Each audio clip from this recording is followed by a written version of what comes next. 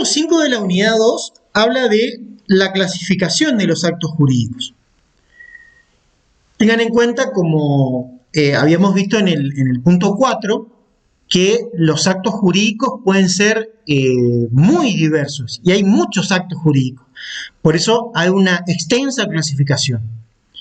El punto 5 no contiene todas las clasificaciones, pero se refiere a las más importantes. Una forma de clasificar los actos jurídicos serían en unilaterales o bilaterales. Los unilaterales son aquellos actos jurídicos que para su conformación basta la concurrencia de una sola voluntad. Por ejemplo, la donación, por ejemplo, una promesa de recompensa, un testamento, son todos actos unilaterales que conforman un acto jurídico. Los más comunes son los actos bilaterales, donde el acto jurídico para su constitución necesita de la concurrencia de dos o más voluntades. Por ejemplo, un acto jurídico típico en el que concurren dos voluntades es, por ejemplo, en la compraventa. Otra forma de clasificación de los actos jurídicos tiene que ver aquella que se refiere a si son entre vivos o de última voluntad. Los actos entre vivos, como su nombre lo indica, son los actos jurídicos que se celebran entre personas vivas. En cambio, los actos de última voluntad, para que no se equivoquen, no se refiere a que la persona tiene que morir para que el acto jurídico se celebre.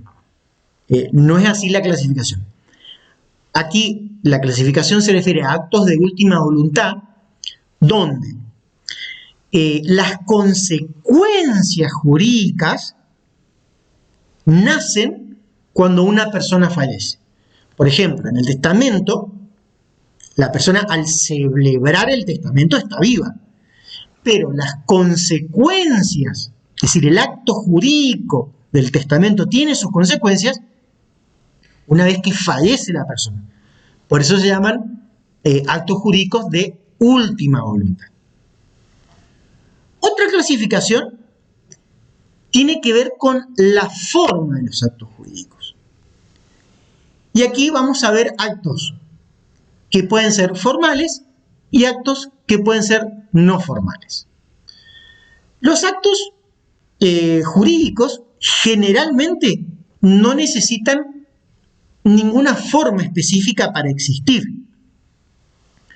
Entonces, en lo que rige en el tema de la forma del acto jurídico, como vimos en la unidad 4 también, es la libertad de formas.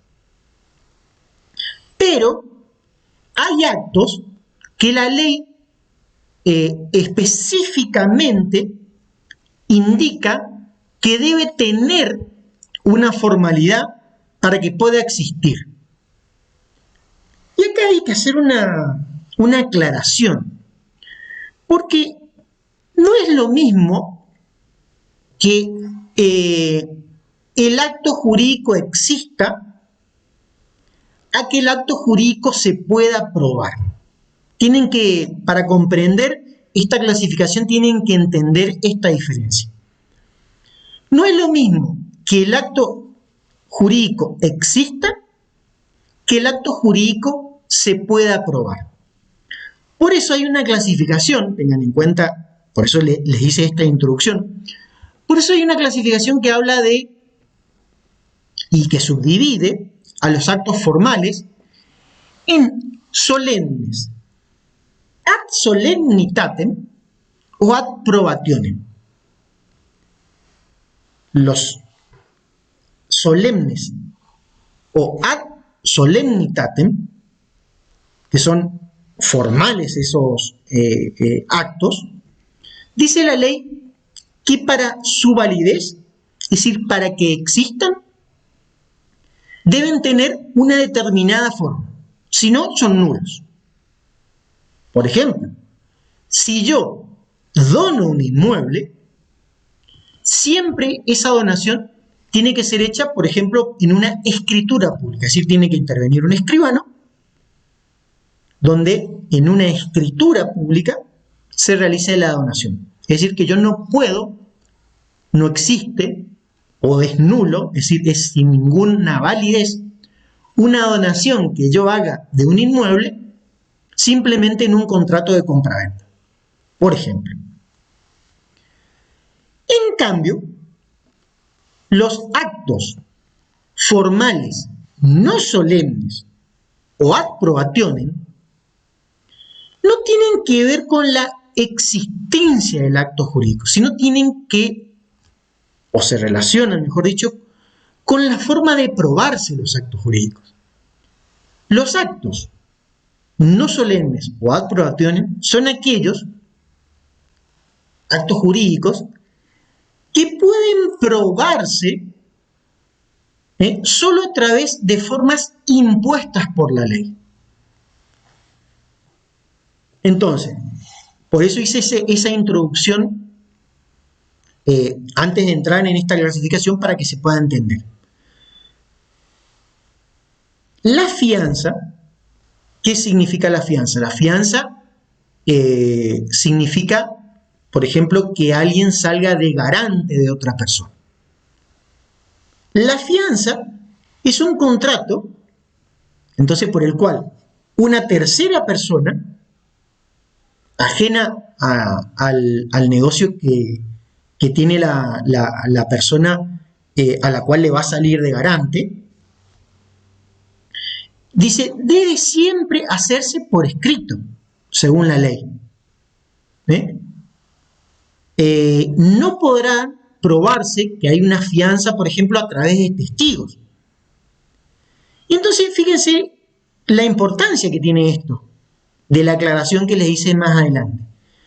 Porque, si bien el acto jurídico de la fianza puede existir, diferente es el caso que yo no la pueda probar.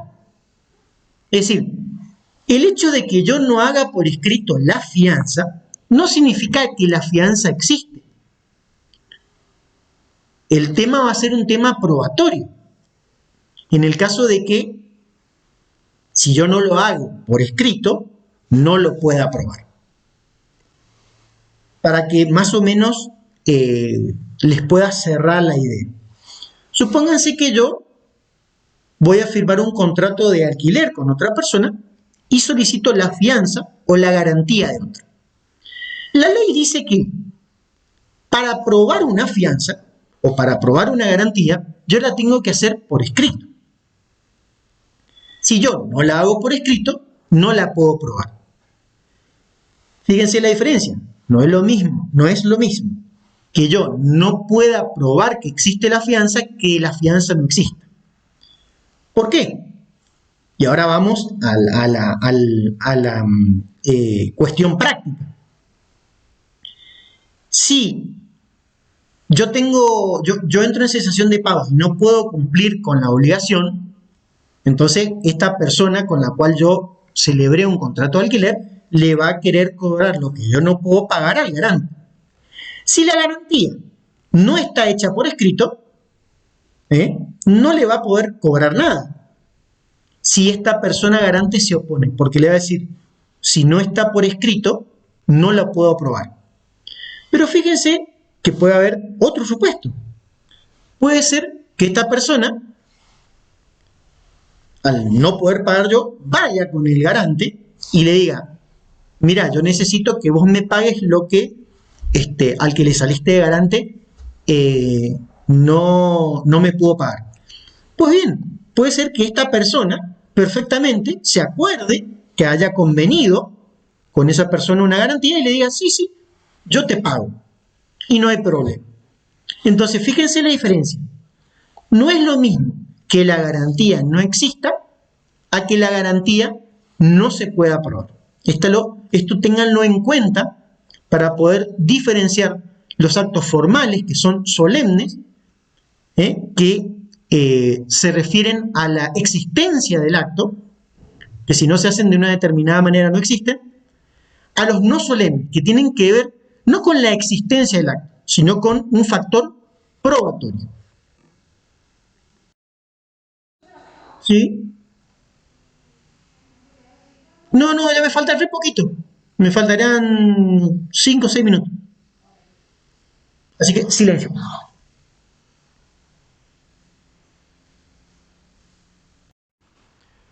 Otra clasificación de actos jurídicos es de actos de administración y de actos de disposición.